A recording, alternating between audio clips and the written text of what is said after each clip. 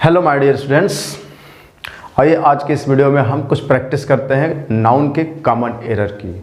यानी कि नाउन की कुछ क्वेश्चंस की प्रैक्टिस हम कर चुके थे जो बेसिक्स लेवल के थे। आइए थोड़ा सा एडवांस लेवल की तरफ बढ़ते हैं और देखते हैं कि हमारा फर्स्ट क्वेश्चन क्या है। आप स्क्रीन पे देखने की कोशिश कीजिए, वो फर्स्ट क्वेश्चन आपको दिखेगा। हम पढ़ते हैं आगे, सामने की स्क्रीन है उस पर, ठीक है। तो आइए पहले ना फर्स्ट क्वेश्चन है क्या, तो देखिए जो पहला क्वेश्चन है आपके सामने आप देख सकते हैं, जिसको मैं पिछली वीडियो में भी करा दिया था लेकिन फिर से इसको कराना चाहूँगा। तो देखिए लिखा है Payal went to her friends house, Payal went to her friends house and gave her 2 10 rupees notes. दिख रहा है आपको? तो इसमें एरर क्या है तो आप समझ सकते हैं। लिखा पायल वेंट, ये तो सही है, बिल्कुल पायल गई कहाँ? टू हर फ्रेंड्स हाउस, अपने घर, अपने दोस्त के घर गई, ठीक है। तो यहाँ पे जो उसका फ्रेंड है ना, हर फ्रेंड जो लिखा है ये बिल्कुल सही है। और ये भी क्या है, लिविंग है कि नॉन लिविंग? तो आप बोलेंगे कि लिविंग थिंग्स है। लिविंग मतलब सजीव, सजीव समझते हैं। तो आपको पता होगा कि लिविंग थिंग्स के ऊपर आप एपोस्ट्रॉफी एस यूज कर सकते हैं, जो कि किया गया है। उसके बाद हाउस लिखा गया है, तो यहाँ पे तो कोई एरर नहीं दिख रहा है, नहीं दिख रहा, बिल्कुल सही है कि Payal went to her friends house, Payal अपने फ्रेंड्स के घर गई and gave her 2 10 rupees note. अब ध्यान से समझेंगे, यहाँ पे एक समझने वाली बात आपके सामने दिख रही है जिसे हम समझाने की कोशिश करूँगा। यहाँ पे जो आप देखेंगे वो ये है क्या, जैसे मैं आपके सामने लिखूँगा आई हैव अ नोट, मेरे पास एक नोट है। आप खुद बताइए, नोट लिखेंगे या नोट्स लिखेंगे? मेरे पास एक नोट है या मेरे पास एक नोट्स है, क्या लिखेंगे? आपको पता होगा कि मेरे पास एक नोट है, यानी कि अ लगा है, जिसकी वजह से ये नोट्स तो नहीं हो सकता, नहीं हो सकता ना, तो क्या होगा? नोट होगा। तो बोलेंगे आई हैव अ नोट, मेरे पास एक नोट है। लेकिन जैसे मैं यहाँ पे 2 लिखूंगा, आई हैव 2 नोट या नोट्स, तब क्या लिखेंगे आप? तो आप बोलेंगे, क्या बोलेंगे कि सर अब यहाँ पे 2 लिखा गया है तो हमें यहाँ पे प्लूरल लिखना पड़ेगा, यानी कि नोट्स लिखना पड़ेगा, नोट नहीं होगा। क्लियर है? ऐसे यहाँ सिंगुलर तो इधर सिंगुलर, यहाँ पे 1 से ज़्यादा यानी कि 2 3 4 5 की बात होगी तो आप लिखेंगे नोट्स। क्लियर है? तो अब आइए आगे बढ़ते हैं। जैसे मैं लिखूंगा आई हैव, अब मैं यहाँ लिखूंगा अ, बीच में कुछ खाली जगह छोड़ूंगा, फिर अब बताएंगे यहाँ पे नोट लिखूंगा या नोट्स। तो आपको पता होगा कि सर अ आया, मेरे पास एक नोट है ना। जैसे मेरे पास एक नोट है, जैसे ऊपर वाला सेंटेंस है उसी को लिखा हूँ कि मेरे पास एक नोट है। कितनी? एक। लेकिन वो एक नोट कितने रुपए की है? तो अगर मैं आपको बताना चाहूँ वो 10 रुपए की है, तो क्या लिखूंगा? 10 रुपी। अब इसको आप रुपीज नहीं कर सकते, पता है क्यों? क्योंकि ये मिलकर बना एडजेक्टिव। ये एक नाउन है, आपको पता है कि आर्टिकल्स है, इसके बाद जो आता है लास्ट वाला वर्ड वो नाउन होता है, और नाउन के ठीक पहले जो आकर के उसे क्वालिफाई करने की कोशिश करे उसे हम एडजेक्टिव कहते हैं। तो ये एडजेक्टिव हुआ, और एक वर्ड है नहीं, 2 वर्ड मिलकर एडजेक्टिव काम कर रहा है, तो इसे आप एडजेक्टिव फ्रेज कहेंगे। क्या कहेंगे? Adjective phrase. तब एडजेक्टिव फ्रेज कहिए या एडजेक्टिव कहिए, बात तो सेम ही है तो एडजेक्टिव ही ना, और एडजेक्टिव का प्लूरल नॉट पॉसिबल। तो इस रुपीज में जो आपको दिख रहा है मतलब एस लगा हुआ, इसको आपको कट करना पड़ेगा और रुपी लिखना पड़ेगा। तो I have a 10 rupee note, क्या लिखेंगे? I have a 10 rupee note. तो वही स्क्रीन पे आपके सामने यहाँ पे लिखा हुआ है क्या कि Payal went to her friends house, Payal अपने फ्रेंड्स के घर गई एंड गेव हर 2, उसको दी क्या? 2। अब यहाँ वो एक की जगह पे 2 लिख देंगे, जैसे आई हैव 2, मेरे पास 2 है, क्या? नोट या नोट्स? तो आप बोलेंगे अब सर नोट्स होगा, मेरे पास 2 नोट्स है, कितने रुपए के हैं? तो इसको क्वालिफाई करने के लिए बीच में एडजेक्टिव लिखना पड़ेगा, 10 रुपी। तो ऐसा लिखेंगे आई हैव 2 नोट्स, मेरे पास 2 नोट हैं, कितने की? 10 रुपी की। तो ऐसे बोलेंगे I have 2 10 rupee notes. Clear? तो वही चीज़ है यहाँ पे। तो Payal went to her friends house, Payal अपने फ्रेंड के घर गई, एंड गेव हर, मतलब उसको दी, क्या दी, 10 रुपीज नोट्स। जो लिखा है वो गलत होगा, नोट्स तो सही है, 2 की वजह से नोट सही है कि 2 नोट हैं, पर कितने की हैं, 10 रुपये यानी कि 10 रुपये की। और ये हुआ एडजेक्टिव, इसमें अगर एस आपको जो दिख रहा है उसे कट करना पड़ेगा और ऐसे 10 रुपये लिखना पड़ेगा। तो आई होप कि फर्स्ट क्वेश्चंस आप अच्छे से समझ गए होंगे। आइए हम नेक्स्ट क्वेश्चंस की तरफ बढ़ते हैं और देखते हैं हमारा नेक्स्ट क्वेश्चंस क्या हो सकता है। तो हमारा जो नेक्स्ट क्वेश्चंस होगा क्या होगा, चलिए आइए नेक्स्ट क्वेश्चंस आप पढ़िए, स्क्रीन पे आपके सामने दिख रहा है, तब तक मैं इसे इरेज कर रहा हूँ, ठीक है।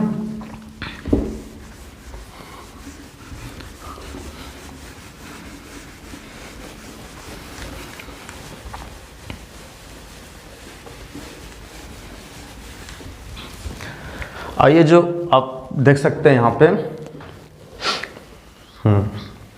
नेक्स्ट क्वेश्चन मैं पढ़ रहा हूँ, आप ध्यान देंगे। We will find a lamp post at the front side of the institute. अब देखिए यहाँ पे फ्रंट साइड लिखा है, क्या लिखा है, फ्रंट साइड। तो एक बात आप याद रखेंगे, फ्रंट के साथ ना कभी भी साइड नहीं लिखा जाता है, फ्रंट के साथ साइड नहीं लिखते। पता है क्यों? क्योंकि फ्रंट के अंदर मतलब इसमें ऑलरेडी साइड हमारा मौजूद होता है। फ्रंट के साथ साइड इसलिए नहीं लिखते क्योंकि फ्रंट में ही साइड है। जैसे मैं फ्रंट की बात करूंगा तो सामने वाले साइड की बात हो गई, बैक बोलूंगा तो पीछे वाले साइड की बात हो गई। तो साइड साथ में बोलना बिल्कुल सही नहीं है, ठीक है। अगर ऐसा ही मतलब फ्रंट के साथ साइड नहीं लिख सकते, बैक के साथ साइड नहीं लिख सकते, बैक साइड फ्रंट साइड गलत है। फ्रंट में सामने वाले साइड की खुद ही बात हो रही है कि सामने, तो सामने वाली साइड उसके साथ साइड ऑलरेडी मौजूद है। बैक साइड मतलब ऐसे नहीं बोलेंगे बैक साइड, बस बैक तो हो गया पीछे वाली साइड की बात। तो फ्रंट और बैक के साथ साइड नहीं लिखेंगे। जैसे कि आप यहाँ पे क्या करते हैं, अगर मैं आपसे पूछूं क्या कि जैसे आप ये रिटर्न बैक लिख सकते हैं, रिटर्न बैक, कहेंगे सर बिल्कुल गलत है। पता है क्यों? क्योंकि रिटर्न किसे कहते हैं, मतलब आप कहीं गए, जैसे यहाँ पे गए इस जगह पे, फिर यहाँ से वापस आ गए, इसी चीज़ को तो हम बोलते हैं कि रिटर्न हो गए। तो रिटर्न होने का मतलब गए जाकर के वापस आ गए, तो इसी को रिटर्न कहते हैं। तो इसमें इस बैक की क्या जरूरत है? वो तो रिटर्न से पूरी मीनिंग बन गई कि गए और वहाँ से रिटर्न हो गए। तो रिटर्न बैक, तो बैक तो सुपरफ्लुअस हो गया, यानी कि इस बैक की मीनिंग ऑलरेडी रिटर्न में मौजूद है। इस वजह से यहाँ पे रिटर्न के साथ बैक नहीं और फ्रंट और बैक के साथ साइड नहीं। ऐसा ही एक और वर्ड है, मतलब बहुत सारे हैं, जैसे पास्ट हिस्ट्री लिखते हैं, पास्ट हिस्ट्री, ये क्या है, बिल्कुल गलत है। क्यों? क्योंकि भाई जो हिस्ट्री है वो सबको पता है पास्ट की ही होती है, तो इसके साथ फिर पास्ट नहीं लगाने की जरूरत, सुपरफ्लुअस हो जाएगा। तो पास्ट हिस्ट्री बोल सकते हैं, हमेशा हिस्ट्री पास्ट की ही होती है, तो पास्ट हिस्ट्री बोलने की क्या जरूरत है आपको? हमेशा हिस्ट्री किस चीज़ की होती है? पास्ट की ही। तो पास्ट हिस्ट्री आप नहीं बोल सकते, आप क्या बोलेंगे? केवल हिस्ट्री बोलेंगे। हाँ, अगर फ्यूचर की भी हिस्ट्री होती होगी, प्रेजेंट की भी होती होगी, तब ना बोल सकते हैं हाँ पास्ट हिस्ट्री। पर हिस्ट्री हमेशा रिलेटेड टू पास्ट होती है, तो साथ में पास्ट लगाने की जरूरत नहीं है। ऑटोमेटिक कोई समझ सकता है कि वो पास्ट की बात हो रही है हिस्ट्री से, तो हिस्ट्री के साथ पास्ट नहीं लिख सकते। एक और वर्ड है जो बहुत सारे लोग यूज करते हैं,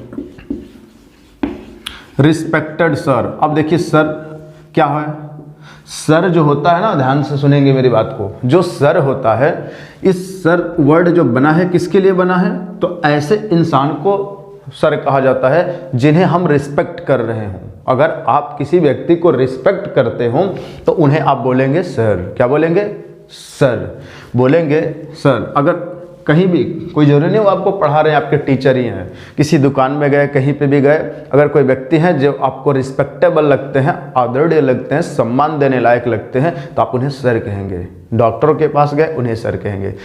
मतलब किसी भी ऐसे व्यक्ति को जिन्हें आप रिस्पेक्ट देते हैं उन्हें हम सर कहते हैं। तो सर अगर आप बोल दिए, इसका मतलब आप उस इंसान की क्या कर रहे हैं? रिस्पेक्ट कर रहे हैं। क्या कर रहे हैं? रिस्पेक्ट। तो आप रिस्पेक्ट खुद ही कर रहे हैं सर बोल करके, तो साथ में फिर रिस्पेक्टेड लगाने की क्या जरूरत है? तो गलत है रिस्पेक्टेड सर बोलना, जो कि बहुत सारे लोग यूज करते हैं। रिस्पेक्टेड सर, रिस्पेक्टेड मैडम, गलत है। मैडम के साथ भी रिस्पेक्टेड नहीं लगा सकते। और ये जो मैडम है ना, मैडम को कंट्रैक्शन में ऐसे लिखते हैं मैम। तो मैम बोलिए या मैडम सेम बात है, मैम बोलिए या मैडम बोलिए सेम बात है। मैडम का एक कंट्रैक्शन है, बस शॉर्ट रूप है, मतलब छोटा रूप बोल सकते हैं। तो मैडम वर्ड किसके लिए बना है?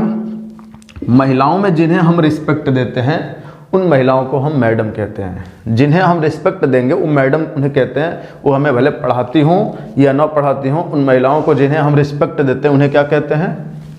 मैडम कहते हैं। तो महिलाओं में उन्हें हम क्या कहेंगे? मैडम। समझ गए? तो मैडम कह दिए तो इसका मतलब उन्हें हम क्या कर दिए? रिस्पेक्ट दे दिए। तो ऐसा हम बोलेंगे क्या? रिस्पेक्टेड मैडम या मैम, ऐसे।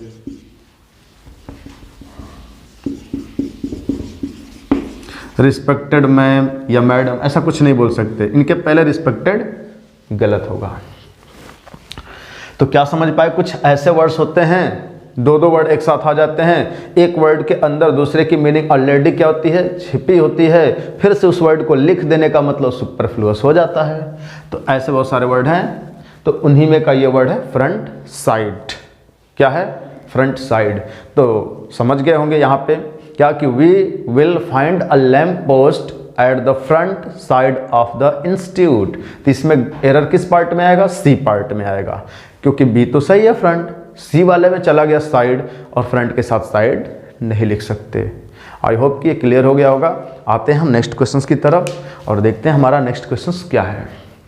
तो नेक्स्ट क्वेश्चन जो हमारा है वो है, हाँ पढ़िए, स्क्रीन पे आपके सामने वो नेक्स्ट क्वेश्चन दिख रहा है। तब तक मैं इसे यहाँ से इरेज करता हूँ ताकि इस पे आपको उसको समझा सकूँ अच्छे से। चलिए तो पढ़ लीजिए। इसमें भी समझाने वाली तो कोई बात नहीं है क्वेश्चंस में, आप खुद पढ़ के आंसर दे दीजिए, ये आपके लिए छोड़ दे रहा हूँ। क्यों? क्योंकि अगर सेकंड क्वेश्चन को आप अच्छे से समझ गए होंगे तो इस थर्ड में कोई समस्या ही नहीं होनी चाहिए आपको।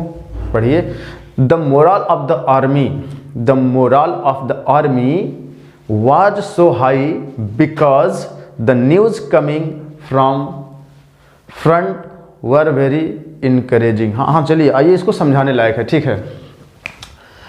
देखिए ध्यान से सुनेंगे, यहाँ लिखा है न्यूज़। क्या लिखा है?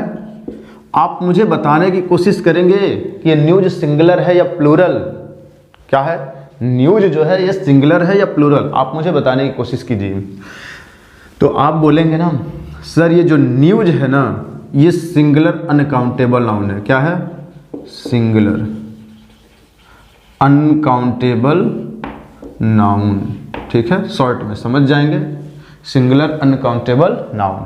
और जब ये सिंगुलर अनकाउंटेबल हुआ तो क्या इसका प्लूरल बन सकता है? कहेंगे सर नॉट पॉसिबल। अब इसके लास्ट में एस को देखकर कंफ्यूजन तो नहीं ना हो रहा कि सर लास्ट में एस लगा तो प्लूरल होना चाहिए? नहीं, बिल्कुल नहीं होना चाहिए।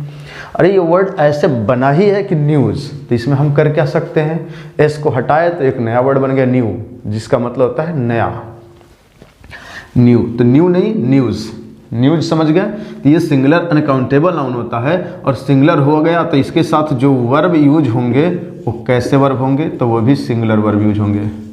कौन से वर्ब? Singular verb. क्लियर है? तो ध्यान से पढ़िए इसको। लिखा है the moral of the army was so high because the news coming from front were. यहाँ जो वर लिखा है उसे आप वर को काट कर वाज करेंगे, यानी कि इस वर को रिप्लेस कर देंगे किससे? वाज से। तो आपका सेंटेंस सही हो जाएगा, वाज वेरी इनकरेजिंग। समझ गए? आइए हम बढ़ते हैं नेक्स्ट क्वेश्चन की तरफ, देखते हैं हमारा नेक्स्ट क्वेश्चन है क्या। तो नेक्स्ट क्वेश्चन आप देखेंगे जो है वो हमारा जो नेक्स्ट क्वेश्चन है वो है क्या? 4th number.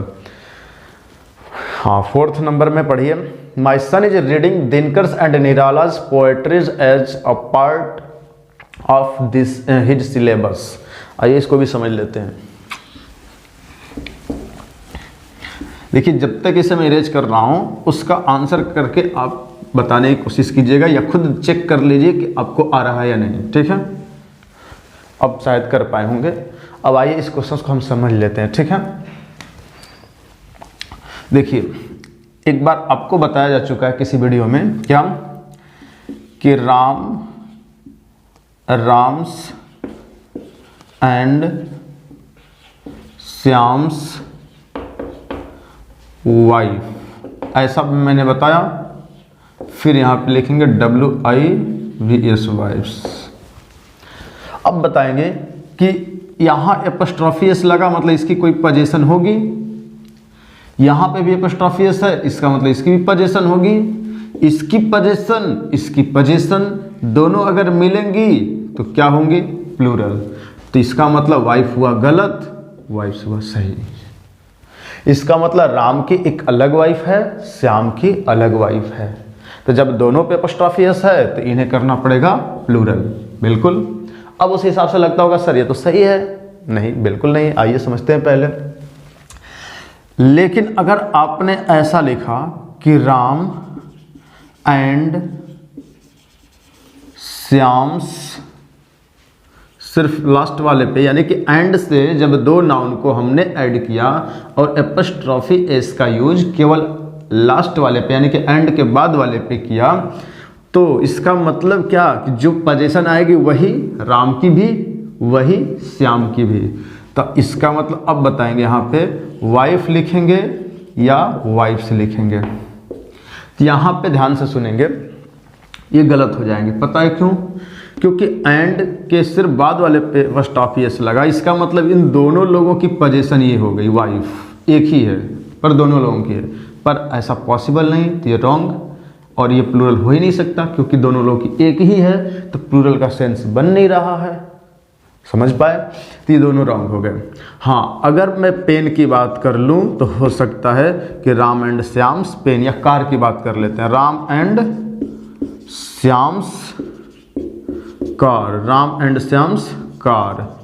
ठीक है, अब हो सकता है कि दोनों लोग मिले होंगे और मिलकर पैसे की व्यवस्था करके उन लोगों ने एक कार खरीद लिए हों, और वही कार राम की भी होगी और वही कार श्याम की भी होगी। समझ पाए?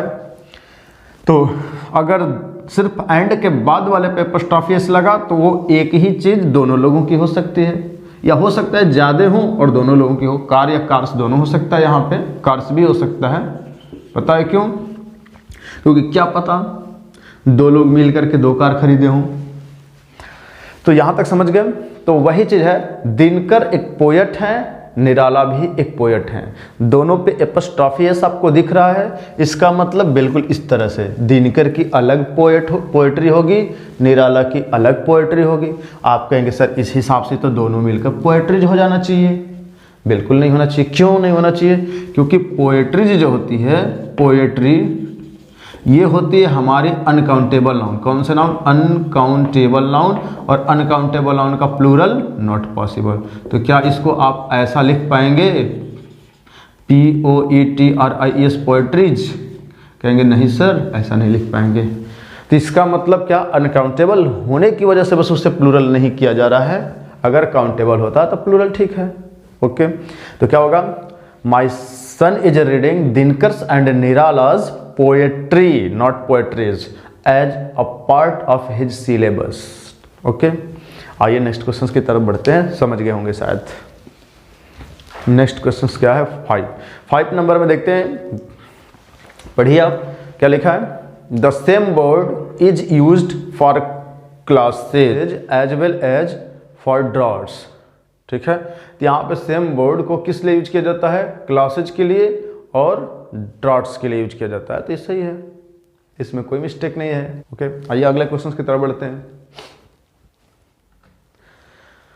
माई फ्रेंड, पढ़िए, my friend went to Mumbai and spoke to Govinda's the actor's secretary.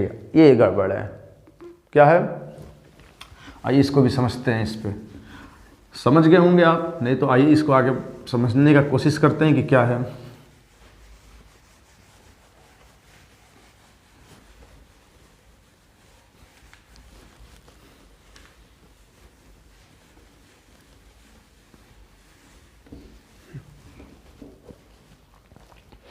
आइए, हाँ, तो यहाँ पे लिखा है my friend went to Mumbai, मेरा फ्रेंड कहाँ गया, Mumbai, and spoke to Govinda's the actor secretary. किससे बात किया, गोविंदास।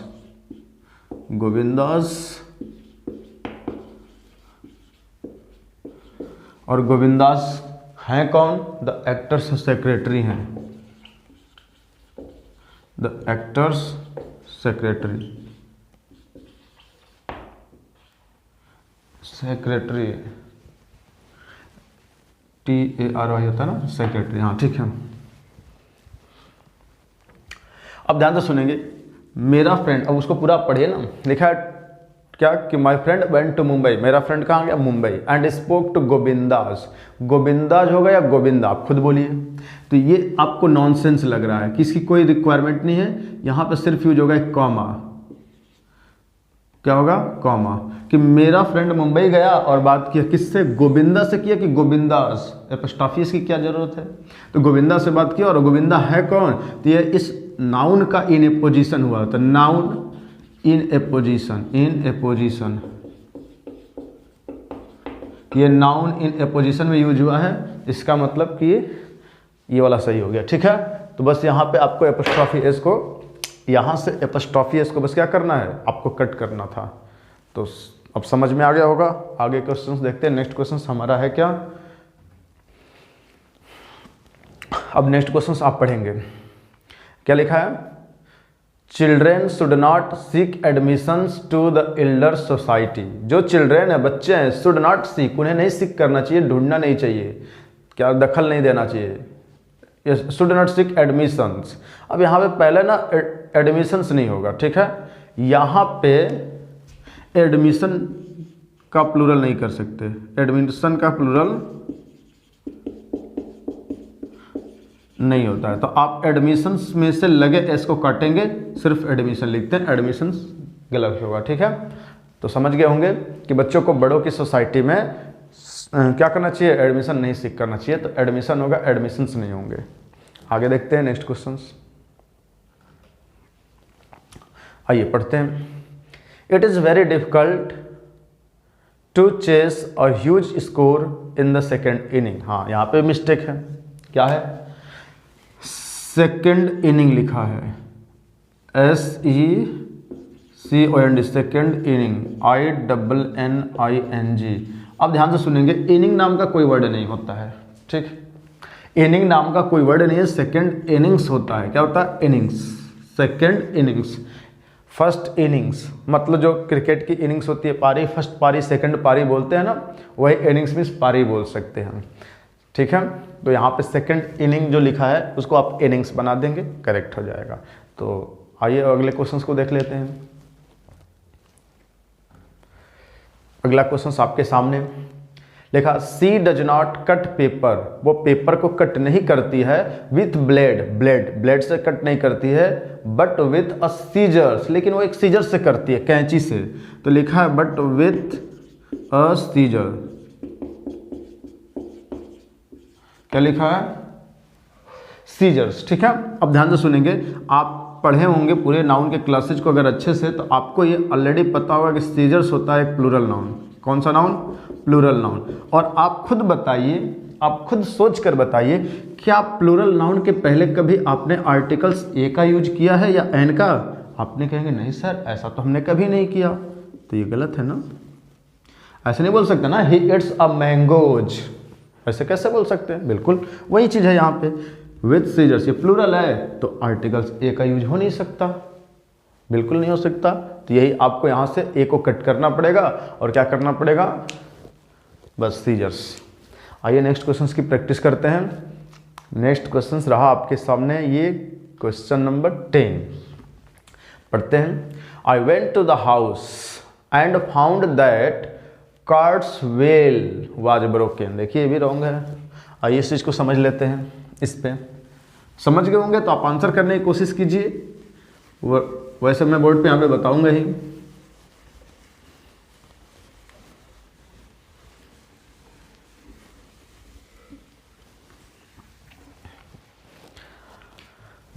हाँ देखिए यहाँ पे लिखा है ना, जैसे मैं आपके सामने लिख रहा हूँ TABLE और एपोस्ट्रोफी S, टेबल्स लेग्स, क्या ये सही होगा? और मैं यहाँ लिखूंगा राम्स पेन, राम की कलम, कौन सही है? तो आप बोलेंगे सर नीचे वाला ये जो है सही है, ऊपर वाला रॉन्ग है। पता है क्यों? पता है क्यों? आइए समझ लेते हैं, नहीं पता है तो। वैसे पढ़े होंगे पूरे नाउन की क्लास अच्छे से, तो आप ऑलरेडी से कर लेंगे, कोई समस्या नहीं आनी चाहिए। तो लिखा है टेबल से ले, टेबल आपको क्या लग रहा है, नॉन लिविंग या लिविंग? बोलेंगे सर नॉन लिविंग। और राम क्या लग रहा है, ये लिविंग थिंग्स लग रहा है। ये क्या लग रहा है, लिविंग थिंग्स, लिविंग थिंग्स, मतलब ये लिविंग थिंग्स है, सजीव वस्तुएं हैं, मतलब ये सजीव में आते हैं सब, ठीक है। तो ये लिविंग लग रहा है, तो लिविंग पे अपोस्ट्रोफी बिल्कुल सही होता है। नॉन लिविंग पे अपोस्ट्रोफी नहीं होता है, तो इसको हम उल्टा करके लिखते हैं। उल्टा करने का मतलब कि जो बाद में उसे पहले लिखते हैं, तो लिखेंगे LEGS, लेग्स। और जब बाद वाले को पहले करते थे, इसके पहले हमेशा आर्टिकल्स द का यूज करते हैं, इसको आप याद रखेंगे, याद रहेगा बिल्कुल। तो the legs of the table, ऐसा करना पड़ेगा। समझ गए, समझ गए होंगे। आइए चलिए ना देखते हैं। तो यहाँ पे क्या लिखा है, कार्ट व्हील्स, कार्ट्स व्हील लिखा है। कार्ट में समझते हैं गाड़ी की बात हो रही है, ठीक है। और कार्ट्स व्हील लिखा है, तो आपको लग रहा होगा कि ये गलत है। पता है क्यों? क्योंकि नॉन लिविंग है, तो नॉन लिविंग के साथ एपोस्ट्रोफी रॉन्ग, तो इसको कट करके आपको लिखना पड़ेगा क्या, the will of the cart. अब जाकर के आपका करेक्ट हुआ सेंटेंस। तो ऐसे करेंगे सही हो जाएगा। तो क्वेश्चन नंबर 10 की भी प्रैक्टिस हो गई। आते हैं क्वेश्चन नंबर 11 की तरफ और देखते हैं 11 क्या है। पढ़िए, Raghu is going to Stephen Hawkins the scientist country. देखिए, इसके जस्ट पहले हमने क्वेश्चन गोविंदा जो वाला बात किया था। क्वेश्चन नंबर कौन सा था, गोविंदा की बात करते हैं। तो यहाँ पे आपने अभी एक क्वेश्चन पढ़ा था, कौन सा, क्वेश्चन नंबर 6। तो क्वेश्चन नंबर 6 अगर आप समझ पाए होंगे तो आप क्वेश्चन नंबर 11 का आंसर कर सकते हैं। तो आइए क्वेश्चन नंबर 11, इसका आंसर आप करिए। रघु इज गोइंग टू, जा रहा है कहाँ, स्टीफन हॉकिंस। अब स्टीफन हॉकिन है, अब क्या है, द साइंटिस्ट कंट्री। तो स्टीफन हॉकिंस नहीं होगा, Stephen Hawkin the scientist country. यहाँ पे हॉकिंस पे एपोस्ट्रोफी को हटा देंगे, ठीक है।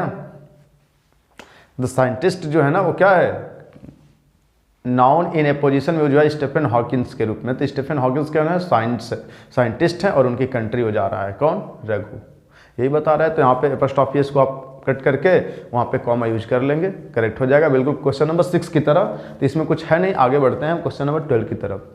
हाँ, क्वेश्चन नंबर 12 बहुत समझने वाली बात है, पढ़िए, बहुत ज़बरदस्त क्वेश्चन है, इसका आंसर दीजिए। ये क्वेश्चन नंबर अगर फर्स्ट समझ पाए होंगे तो इसका आंसर आप दे पाएंगे। क्वेश्चन नंबर फर्स्ट अगर समझ गए होंगे तो आप इसका भी आंसर क्वेश्चन नंबर 12 का दे सकते हैं। तो क्वेश्चन नंबर 12 के आंसर देने की कोशिश करें आप। देखिए क्या इसमें मिस्टेक है, इसमें मिस्टेक यही है, सचिन तेंदुलकर हैज स्कोर्ड, उसने स्कोर किया मोर देन 5000 रन। आपको लग रहा है 5000 रन लिखा है, क्या लिखा है, 5000 रन। भाई रन तो एक है नहीं, एक से ज़्यादा हैं, तो रन्स तो सही है, लेकिन 5000 आपको ऐसा नहीं लग रहा है दोनों मिल करके क्या कर रहे हैं, एडजेक्टिव का काम कर रहे हैं, इस रन को क्वालिफाई कर रहे हैं। तो यहाँ पे थाउजेंड्स नहीं लिखेंगे, एस को यहाँ से रिमूव करेंगे और लिखेंगे 5000 रन्स। क्लियर है? आइए नेक्स्ट क्वेश्चन को भी प्रैक्टिस करते हैं। हाँ, अगर कोई डाउट रहेगा तो आप जरूर कमेंट कर सकते हैं, उसको फिर अगले वीडियो में उस डाउट को जरूर देखा जाएगा। समझ रहे हैं ना? हाँ, लेकिन मुझे यहाँ ऐसा लग रहा है कि आप समझ पाए होंगे, कोई डाउट नहीं होगा, इसलिए हम नेक्स्ट क्वेश्चन की तरफ बढ़ते हैं। चलिए, नेक्स्ट क्वेश्चन आपके सामने रहा और आप पढ़ने की कोशिश कीजिए। क्या है नेक्स्ट क्वेश्चन? लिखा है the name of Amitabh and Ajitabh father is Bachchan ji. हाँ, the name of Amitabh and Ajitabh father is Bachchan ji. अब बताइए, जो बच्चन जी हैं, जो फादर हैं, वो किसके हैं, अमिताभ के हैं या अजिताभ के? तो आपने बोला सर दोनों पे एपोस्ट्रोफी एस है, नहीं दिख रहा है दोनों पे। जैसे आप अभी पढ़े हैं ना कि राम्स एंड श्याम्स पेन, मान लीजिए मैंने ऐसे पेन लिखा, अब ये ऐसे लिखा दोनों पे एपोस्ट्रोफी एस लगा, इसका मतलब राम की अलग पेन, श्याम की अलग पेन, दोनों मिल करके प्लूरल पेन, दोनों की अलग अलग पेन, यानी कि पेन नहीं पेन्स करेंगे। लेकिन दोनों की अगर सेम पेन होगी तो आप ऐसा नहीं लिखेंगे, आप ऐसा लिखेंगे राम एंड श्याम पेन। और इस केस में ये सिंगुलर प्लूरल दोनों हो सकता है, पेन सिंगुलर भी हो सकती है प्लूरल भी, क्या पता दोनों लोग मिलकर एक पेन खरीदे हों, क्या पता दोनों लोग मिलकर एक से ज़्यादा, और यहाँ एपोस्ट्रोफी एस, ठीक है।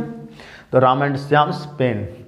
तो यहाँ पे करा अमिताभ एंड अजिताभ, दोनों पे एपोस्ट्रोफी एस है, दोनों के अलग अलग फादर होंगे, तो दोनों के अलग अलग तो है नहीं, ठीक है।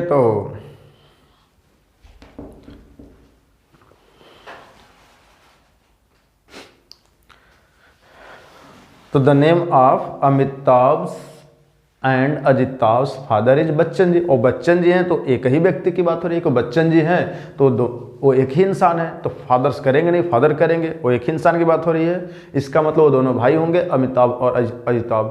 तो इसका मतलब जब दोनों भाई हैं तो दोनों के सेम फादर हैं, तो दोनों पे एपोस्ट्रोफी एस तो होंगे नहीं, क्योंकि नाम एक ही इंसान का लिखा है कि बच्चन जी हैं, दोनों के फादर। इसका मतलब दोनों के फादर सेम है, तो सेम है तो जॉइंट पोजीशन हो गया ना, जॉइंट पोजीशन हो गया तो आपको ऐसा लिखना पड़ेगा, फर्स्ट वाले से एपोस्ट्रोफी एस को आपको रिमूव करना पड़ेगा अमिताभ पर से, और अजिताभ पे जो एपोस्ट्रोफी एस है वो बिल्कुल सही है। समझ गए होंगे। आइए नेक्स्ट क्वेश्चन की प्रैक्टिस करते हैं। आपके सामने ये रहा नेक्स्ट क्वेश्चन, क्वेश्चन नंबर कौन सा है 14। हाँ आइए, क्वेश्चन नंबर 14 में लिखा है Sudhakar's house is at a stone's throw from here. बिल्कुल सही है।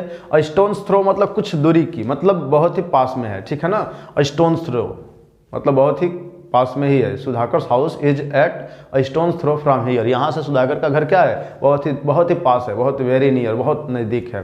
तो स्टोन्स थ्रो आपको लर्न करना पड़ेगा। ये एक क्या है, एडियम्स है। ऐसे एडियम्स एंड फ्रेजेज जो आते हैं एकदम फिक्स है, उनमें आप कुछ नहीं कर सकते, वो जैसे बने हैं वैसे आपको लर्न करना पड़ेगा, जिनमें का ये है स्टोन्स थ्रो। बिल्कुल। आइए नेक्स्ट क्वेश्चन को देखते हैं। क्वेश्चन नंबर कौन सा 15 लिखा है क्या, there was no money in the bank in Dhananjay's and Mrityunjay's. यहाँ मृत्युंजय को स्पेलिंग में मिस्टेक हो गया, आप इसे सुधार लेंगे। तो मृत्युंजय's जॉइंट अकाउंट, हाँ देखिए अब जॉइंट अकाउंट की बात हो रही है तो जॉइंट पोजीशन हो गया। जब जॉइंट पोजीशन होता है तो एंड के सिर्फ बाद वाले पे एपोस्ट्रोफी एस यूज करते हैं। तो धनंजय's एंड मृत्युंजय's लिखा है तो धनंजय से एपोस्ट्रोफी एस को रिमूव करके मृत्युंजय करना पड़ेगा। मृत्युंजय's जॉइंट अकाउंट, बिल्कुल सही जाएगा, क्योंकि जॉइंट अकाउंट है तो एंड के सिर्फ बाद वाले पे हम एपोस्ट्रोफी एस का यूज करेंगे, क्योंकि जॉइंट पोजीशन का केस है। क्या आप समझ पा रहे हैं ना। चलिए आइए हम नेक्स्ट क्वेश्चन की प्रैक्टिस करते हैं, देखते हैं हमारा नेक्स्ट क्वेश्चन है क्या। नेक्स्ट क्वेश्चन है कि Reena has been given a 10 rupees note today. हाँ अब ये भी देखिए वही मिस्टेक है जो पीछे कई बार मैं बताता आ रहा हूँ, जैसे यहाँ पे वो यहाँ पे बताएं वही है, या क्वेश्चन नंबर फर्स्ट में जिसकी बात किए थे कि Reena has been given, Reena को दिया गया क्या, 10 रुपीज नोट, मतलब एक 10 रुपए की नोट दी गई। तो 10 रुपीज नोट, एक नोट दी गई और नोट तो एक नोट है, लेकिन बीच में जो 10 रुपीज लगा है यहां से देखिए एक चीज और है, एक चीज और आपको बता दे रहा हूं। जैसे ऐसे आ जाएगा कि आई हैव अ 10 रुपी और बीच में हाइफन लगेगा और नोट। तो बच्चे ने इसको याद कर लेते हैं कैसे कि हाइफन के बाद वाले को प्लूरल नहीं करते तो हो जाएगा। तो देखिए यहाँ पे एग्जामिनर ने क्या किया है, यहाँ पे 10 रुपीज नोट लिखा है और हाइफन को गायब कर दिया ऐसे। अब बच्चे कन्फ्यूजन, भाई प्लूरल किसको करें या ना करें, जो हाइफन से रटते हैं उनकी समस्या तो यहाँ से खत्म हो जाएगी, तो गायब हो जाएंगे। तो आपको ये नहीं याद रखना, ये याद रखना और लगा है जिसके चलते यहाँ नोट सही है और ये दोनों मिलकर एडजेक्टिव फ्रेज का काम कर रहा है। तो यहाँ जो प्लूरल लगा है ये नॉट पॉसिबल, बस लिखेंगे 10 रुपी और आपके क्वेश्चंस क्या हो जाएंगे सही। तो और 10 रुपी नोट कर लेंगे टुडे। नेक्स्ट क्वेश्चंस की प्रैक्टिस करते हैं, देखते हैं हमारा नेक्स्ट क्वेश्चन है क्या। हाँ नेक्स्ट क्वेश्चन आपके सामने रहा, पढ़िए। They are awaiting advices from their Delhi branch. They're awaiting, वे इंतजार कर रहे हैं किस चीज़ का, मतलब वो इंतजार में है, किस चीज़ के इंतजार में है, एडवाइसेज मतलब जो सूचनाएं मिलेंगे फ्रॉम दिल्ली ब्रांच, मतलब जो दिल्ली ब्रांच से उन्हें एडवाइस मिलेगी उस चीज़ के बारे में वो क्या है, इंतज़ार कर रहे हैं, उस इंतज़ार में है। तो यहाँ एडवाइसेज क्या है, सही है। देखिए एडवाइस का मतलब सलाह होता है, तो वहाँ सलाह नहीं मिलने का मतलब जैसे उन्हें क्या होगी, कुछ इन्फॉर्मेशन भी मिलेगी ना, तो एडवाइसेज इन्फॉर्मेशन के सेंस में सही होते हैं। तो ये सेंटेंस आपके सही है, एडवाइसेज सही है यहाँ पे बिल्कुल। आगे देखते हैं अगला क्वेश्चन 17 के बाद बात करते हैं क्वेश्चन नंबर 18 की। हाँ, 1000 ऑफ रुपीज लिखा है, ये गलत है। वर स्पेंट बाय हिम, आइए इसको समझते हैं। जैसे 100 हो गए, 1000 हो गए, मिलियन हो गए, बिलियन हो गए, ट्रिलियन हो गए, पेयर हो गए, ऐसे कुछ आते हैं ना, इनके पहले जब भी हम बात करते हैं किस चीज़ की, इनडेफिनिट नंबर की, मतलब कोई नंबर निश्चित नहीं होगा तो उनको हम प्लूरल लिखते हैं। जैसे ऐसे नहीं लिखेंगे 1000 ऑफ गर्ल्स, 1000 ऑफ गर्ल नहीं लिखेंगे, ऑफ आया है तो 1000 ऑफ गर्ल नहीं है, 1000 मतलब 1000 लड़कियां हैं नहीं। अगर यहाँ होता 1000 ऑफ गर्ल तो निश्चित होता, लेकिन जब निश्चित नहीं है तो इसको लिखेंगे थाउजेंड्स, मतलब हजारों लड़कियां थी, थाउजेंड्स ऑफ गर्ल्स। हजारों मतलब 1000 हो, 2000 हो, 3000 हो, मतलब हजारों की मात्रा में थी। तो कोई डिफिनिट नंबर नहीं है तो ये इनडेफिनिट बोलेंगे। जब ये इंडेफिनिट नंबर में आते हैं तो इनको हमेशा प्लूरल लिखेंगे। तो थाउजेंड्स ऑफ गर्ल्स, हजारों लड़कियां। तो वही लिखा थाउजेंड्स ऑफ रुपीज, आपके क्वेश्चन में वही है 1000 ऑफ रुपीज, तो आप क्या बनाएंगे, थाउजेंड्स ऑफ रुपीज। ठीक है, thousands of rupees were sent by him, उसके द्वारा भेज दिया गया, बिल्कुल सही है। नेक्स्ट क्वेश्चन की प्रैक्टिस करते हैं। क्वेश्चन नंबर 19 क्या है, the cruise of the boat. हाँ, एक चीज और समझ लेंगे, जैसे लिखते हैं ना, the baby of girl, baby समझते हैं, बेबी का मतलब लड़कियों का ग्रुप, ठीक है ना, ब्यूटीफुल वुमेन, ठीक है, the group of beautiful women. तो द बेबी ऑफ गर्ल्स, लड़कियों का जो ग्रुप है उसको बोलते हैं बेबी, बेबी, ठीक है। और द बेबी ऑफ गर्ल्स, उस मतलब उस ग्रुप में कितने गर्ल्स होंगे, 2 या 3? कहेंगे नहीं सर 2 भी हो सकते हैं, 3 भी, 4 भी, 5, कितना हो सकते हैं, कोई लिमिट नहीं है। तो क्या इसको आप प्लूरल करेंगे यहाँ पे? नहीं। तो जब ना इस कलेक्टिव नाउन के बाद, ध्यान देंगे एकदम, क्या कलेक्टिव नाउन, ये कलेक्टिव नाउन है, और टीम ऑफ प्लेयर्स ऐसा कुछ है ना, तो जब भी कलेक्टिव नाउन के बाद आपको ऑफ लिखा हुआ दिखाई देगा और ऑफ लिखकर ऐसा एक्सप्लेन कर देगा, तो इसको प्लूरल हम नहीं करते, तब उस सेंस में इसका प्लूरल नहीं किया जाता है। समझ गए होंगे। वीडियो अगर अच्छे से हमारी देखे होंगे पीछे की सारी, तो आपको ये क्लियर होगा, क्योंकि पिछले वीडियो में कहीं ना कहीं इसका जिक्र किया गया है। आइए तो हम नेक्स्ट क्वेश्चन की तरफ बढ़ते हैं। हाँ, तो यहाँ पे क्या गड़बड़ है, the cruise of the boat, जो बोट के क्रूज हैं, नाविक लोग हैं, उनके ग्रुप की बात कर रहा है। तो यहाँ पे क्या करेंगे, क्रूज में से जो एस है, CREWS, तो यहाँ से एस को काट देंगे और सही हो जाएगा आपका सेंटेंस, ठीक है। आइए अगले क्वेश्चन की प्रैक्टिस करते हैं, देखते हैं अगला क्या है।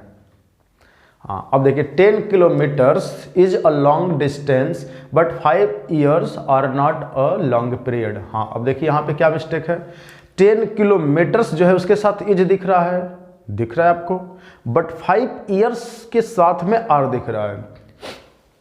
तो एक बात तो क्लियर है कि 10 किलोमीटर्स के साथ जो इज लगा है उसे हो सकता है, अगर वो गलत होगा तो आर करेंगे, और नहीं तो सही अगर होगा तो 5 years जो लिखा है वहाँ पे आर को इज करेंगे। नहीं समझ पाए, 10 किलोमीटर्स के साथ आप इज दिख रहे हैं, वहाँ पे दिख रहा है आपको, और 5 years के बाद आप क्या दिख रहा है, आर दिख रहा है। तो एक के बाद सिंगुलर, एक के बाद प्लूरल वर्ब, या तो दोनों सिंगुलर कीजिए या तो दोनों प्लूरल। तो क्या करेंगे, कौन सा, तो देखिए यहाँ लिखा है 10 किलोमीटर्स, क्या लिखा है 10 किलोमीटर्स। देखिए मीटर्स की 2 स्पेलिंग होती है, METRES होता है, एक METERS होता है, दोनों होता है। चलिए मैं वो वाला लिख दे रहा हूँ जो उसमें है, METERS। तो 10 किलोमीटर्स जो है ना, ये एक सब्जेक्ट है। अब इसके साथ इज लगाएंगे या आर लगाएंगे, तो 10 kilometres is a long distance, ये लिखा है ना। तो देखिए ध्यान से सुनेंगे, 10 किलोमीटर्स ये आपको प्लूरल नजर आ रहा है, लेकिन दोनों मिलकर यूनाइटेड सेंस दे रहा है, ये एक यूनिट बन जा रही है, ठीक है ना। क्या बन जा रही है, यूनिट। और जब ये एक यूनिट बन जा रही है, दोनों मिल करके एक यूनिट बन जा रही है, तो यहाँ पे आपको इज करना पड़ेगा, आर को कट करना पड़ेगा। और ऐसे भी देख सकते हैं कि एक लॉन्ग डिस्टेंस है तो और लगा है कि 10 kilometre is a long distance, मतलब एक लंबी दूरी है। टोटल मिल करके एक डिस्टेंस की बात कर रहा है, एक यूनाइटेड सेंस दे रहा है कि 10 किलोमीटर की एक दूरी जो होती है ना, तो उसको एक दूरी के जैसे देखा जा रहा है, तो इज लगाएंगे आर नहीं। तो ऊपर वाला जो इज दिख रहा है आपको, मतलब फर्स्ट पहले मतलब पार्ट बी वाले में कि 10 kilometres is a long distance, वहाँ कोई एरर नहीं है। But 5 years is not a long period, इधर भी अ लॉन्ग पीरियड और लगा है ना लॉन्ग पीरियड, तो यहाँ पे आप 5 ईयर्स जो है उसके बाद आर को कट करके इज करेंगे। क्या समझ पाए? आइए नेक्स्ट क्वेश्चन की तरफ देखते हैं। हाँ, linguistics is the study of language. Linguistics is the study of language. तो क्वेश्चंस आप जैसा कि पढ़ सकते हैं, क्या लिखा है? Linguistics is the study of language. Linguistics is the study of language. Linguistic मतलब भाषा का जो अध्ययन होता है ना, भाषा विज्ञान बोल सकते हैं। Is the study of language मतलब लैंग्वेज की स्टडी, मतलब ये याद करने पड़ेंगे आपको। यहाँ पे लिखा है ना the study of language, the study of language को हम लिंग्विस्टिक्स कहते हैं। लेकिन एग्जाम में आपको ना देखने को लिंग्विस्टिक मिलता है, मतलब वो एग्जामिनर क्या करेगा, आपको यहाँ से एस जो लास्ट में दिख रहा है ना, उसको रिमूव करेगा, ऐसा लिखेगा LINGUISTIC लिंग्विस्टिक, ऐसा लिखेगा, ठीक है। और लिखेगा linguistic is the study of language. और आपको ना यहाँ पे देखना पड़ेगा कि एस लगा होता है, तो आपको ऐसे लर्न करना पड़ेगा। ये बिल्कुल सेंटेंस सही है, कोई एरर नहीं है। आइए अगले क्वेश्चन की तरफ बढ़ते हैं और देखते हैं हमारा नेक्स्ट क्वेश्चन क्या हो सकता है। तो नेक्स्ट क्वेश्चन यहाँ हो सकता है the machineries are not functioning properly this days. अब देखिए मशीनरीज लिखा है, तो मशीनरीज ये तो गड़बड़ है ना। मशीनरी जो होता है इसका प्लूरल नहीं करते हैं, आपको पता होगा। यहाँ पे यहाँ लिख दे रहे हैं, ठीक है, मशीनरी। चलिए लिखना क्या है आप समझ सकते हैं ऐसे, चलिए लिख ही दे रहा हूँ। ये जो मशीनरी लिखा है ये गलत है, ये मशीनरीज क्या है, रॉन्ग है। तो इसको क्या करेंगे, IES को हटा करके आपने Y बना देना आपको, ठीक है। अगर आप Y बना देंगे तो मशीनरी हो जाएगा। मशीनरी, सीनरी, ये सब पढ़े होंगे कि अनकाउंटेबल नाउन माने जाते हैं, ये हमेशा सिंगुलर होते हैं, इनके प्लूरल नॉट पॉसिबल। अगर आपने पढ़े होंगे तो कोई समस्या नहीं है। तो the machineries are not functioning properly this stage. Okay, आइए आगे देखते हैं। तो मशीनरीज नहीं, आप मशीनरी करेंगे। नेक्स्ट क्वेश्चन की प्रैक्टिस करते हैं, देखते हैं नेक्स्ट है क्या लिखा। The poetries of Rabindranath Tagore, RN Tagore का मतलब Rabindranath Tagore, has been taught in the class. देखिए पोएट्री जो लिखा है तो आपको पता होगा, कहीं मैंने जिक्र किया था क्या अभी कि पोएट्री का प्लूरल पोएट्रीज नहीं लिख सकते आप, वो अनकाउंटेबल होता है। तो जो कि यही गड़बड़ किया गया इस सेंटेंस में, आप समझ पाए होंगे कि यही मिस्टेक है, आप इसे सही कर सकते हैं। अगले क्वेश्चन पे आते हैं। On his way to the field Sonu saw a flock of ships. अब देखिए गड़बड़ है, यहाँ यही समझा देते हैं आपको। शिप जो होता है SHEEP, तो इसको शिप्स नहीं लिखते, यहाँ S को कट करेंगे और आप लिखेंगे ship, a flock of ship. तो क्वेश्चन नंबर 24 हो गया। बात कर लेते हैं क्वेश्चन नंबर 25 की। अब 25 पढ़िए और आप आंसर देने की थोड़ा सा कोशिश कीजिए।